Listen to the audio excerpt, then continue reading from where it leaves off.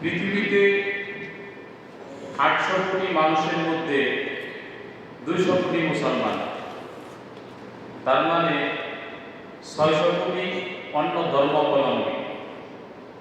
সেই 800 কোটি মানুষের মধ্যে আল্লাহ তাআলা আমাদেরকে 200 কোটি মুসলমানের ভিতরে অন্তর্ভুক্ত করেছেন। এটা আল্লাহর খাস নিয়ামত বলে আলহামদুলিল্লাহ। আল্লাহ কোরআনে বলছেন, ওয়ালা তামুতুন্না ইল্লা ওয়া আনতুম মুসলিমুন, তোমরা মুসলমান না হইয়া মরো না। কি সুন্দর কথা, তাই না?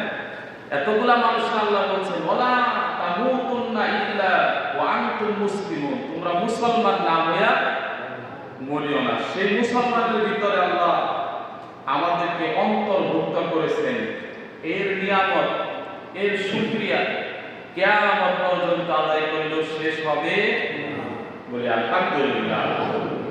এই গেল একটা। দ্বিতীয়টা দেখেন, যে নবীর উম্মত হওয়ার জন্য অন্য নবীরা দরখাস্ত করেছে আল্লাহর কাছে, যে আল্লাহ বিশ্ব নবী আখিরি নবীর উম্মত যদি বানাইতা, তো আল্লাহ ঈসা আলাইহিস সালামের দোয়াটা কবুল করেছেন বলে আলহামদুলিল্লাহ।